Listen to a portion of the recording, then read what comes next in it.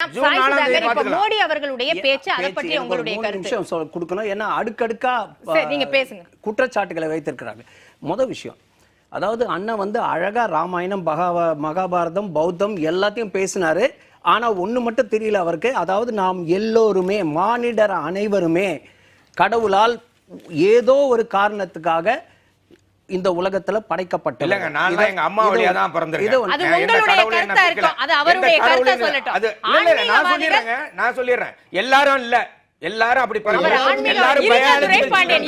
எல்லாரும் biological children தான். ஆண் பெண் சேர்ந்தாதான் குழந்தை பிறக்க முடியும். இருங்க, அமைதியா இருங்க. நீங்க எதிர்க்கறதே பேச முடியலனா சரியா எல்லாத்தையும் நீங்க சொல்ல முடியாது. நீங்க உங்களை பத்தி பேசி முடிச்சோனே நீங்க குறிச்சு வச்சுக்கங்க, குறிச்சு வச்சுக்கங்க. என்ன அப்ப கேளுங்க, அடுத்தவங்களுக்கு நம்ம வாய்ப்பு கொடுக்கணும். பேசுங்க.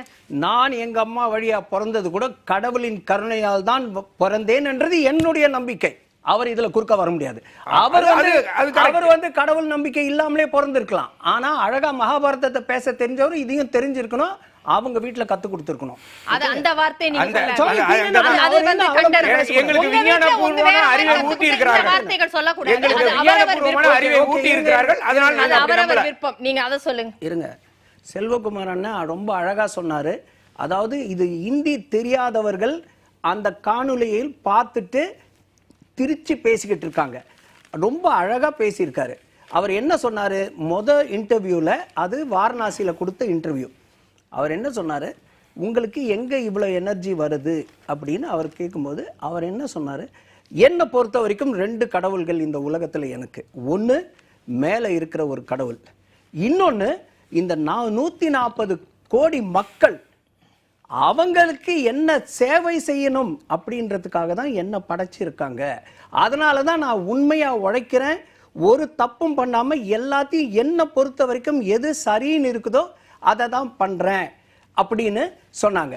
இடையில ஒரு கேள்வி கூட கேட்குறாங்க, இந்த ராம் மந்திர் கட்டின பெருமை உங்களுக்கு தானே அப்படின்னு. அப்போ கூட ரொம்ப அடக்கமா என்ன சொல்றாருன்னா, ஐயோ இது மோடி கட்டினாருன்னு சொன்னா அது தவறான வார்த்தை. இது வந்து 500 ஆண்டுகள் ஒரு மதத்தினர் போராடி இதை செய்து முடித்திருக்கிறார்கள். அதுக்கு நாங்க உதவியா இருந்தோம், நம்ம ஆட்சியில உதவியா இருந்தது மட்டும்தான் சொல்லணும். இதை மோடி சாதித்தார்னு சொல்றது பாவம் அப்படின்னு சொல்லியிருக்காரு. அப்புறம் 2வது இன்டர்வியூல தான் என்ன சொல்றாருன்னா, என்னுடைய தாய் உயிரோடு இருக்கிற வரைக்கும் என் பயாலஜிக்கல் அப்படின்னா ரத்தமும் சதை சாதாரண பிறவி என்று நினைத்தேன், சாதாரணமாக நான் இருக்கிறேன் நினைச்சேன். ஆனா இப்ப யோசனை பண்ணும் பொழுது இதெல்லாம் பார்க்கும்போது, உலகத்தை பார்க்கும்போது, ஒரு முக்கியமான விஷயத்தை செய்யறதுக்காக நான் படைக்கப்பட்டேன், நான் அனுப்பப்பட்டேன் அப்படின்னு சொல்றாரு. அதுல எந்த தவறும் கிடையாது. அவர் வந்து இதை விட அடக்கமா பேச முடியாது. இந்த 2 கேள்விக்கு சொல்லிட்டேன். இப்ப இதை பேச வேண்டிய அவசியம் எது?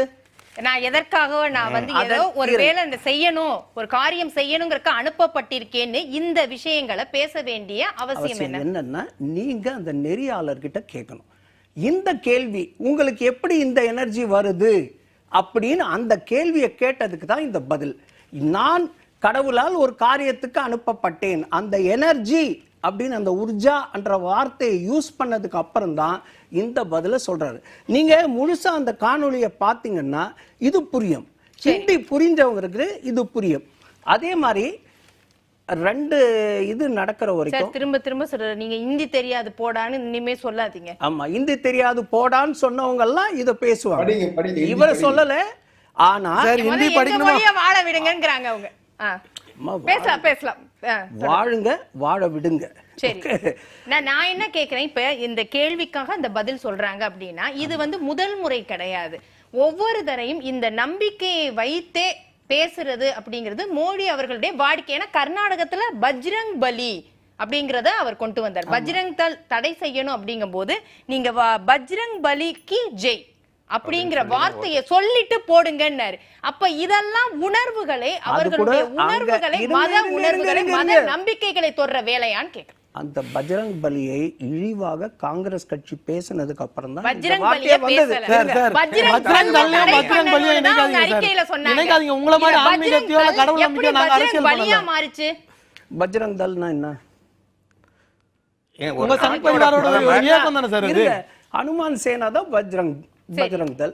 பஜ்ரங் பலின்னு சொல்லி போடுங்க நாங்க, ஏன்னா பஜ்ரங் தளை நாங்கள் தீர்த்து கட்டுவோம்னு சொன்னாங்க, அதனால பஜ்ரங் பலின்னு சொல்லி ஓட்டு போடுங்கன்னு சொன்னாங்க. இது ஒரு அமைப்பும் இதுவும் சரியா வருமா? அழிக்கலாமா? பஜ்ரங் தளை அழிக்கலாமா? அது அவங்களுடைய விருப்பம். சொல்லுங்க. ராகுல் காந்தி வந்து உத்தரப்பிரதேச தேர்தல்ல ரேபரேலில போட்டி போடுறாரு. எலெக்ஷன் அன்னைக்கு என்ன பண்றாருன்னா, காலையில வந்து போலிங் பூத்துக்கு கூட போகாம அனுமன் கோவில்ல போய் சாமி கும்பிட்டு அந்த நியூஸை வந்து சோசியல் மீடியாவிலே பரப்ப வச்சுட்டு அதுக்கப்புறம் தான் போலிங் பூத்துக்கு போறாரு. அது தனிப்பட்ட விருப்பம். கெஜ்ரிவால் கூட நேரா அனுமன் கோவிலுக்கு போயிட்டு தான் பிரச்சாரத்துக்கு வெளியிலே வந்தாரு. அது அவங்க நம்பிக்கை. நம்பிக்கைங்கிறது வேற, மக்களை அதற்காக திசை திருப்புறதுங்கிறது வேற. தேர்தல் நாள்ல அதை செய்ய அவர் எல்லா கோயிலுக்கும் சார் அவர் நம்பிக்கை சார், அவர் ஹரித்வார் போறாரு, அவர் எல்லா கோயிலுக்கும் போறாரு. நீங்க அதை கேள்வி கேட்காதீங்க. நாங்க மதத்தையும் கடவுள் நம்பிக்கை வச்சு அரசியல் பண்ணல. கடவுளை ரொம்ப மதிக்கிறோம், கடவுள் மீது நம்ம தொடர்ந்து பேசலாம்.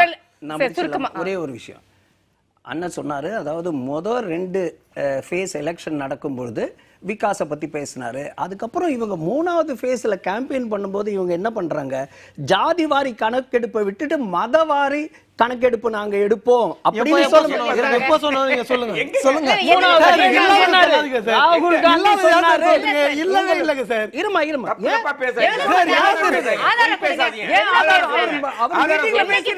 சொல்லுங்க. மீட்டிங்ல பேசியிருக்காரு. அதுக்கு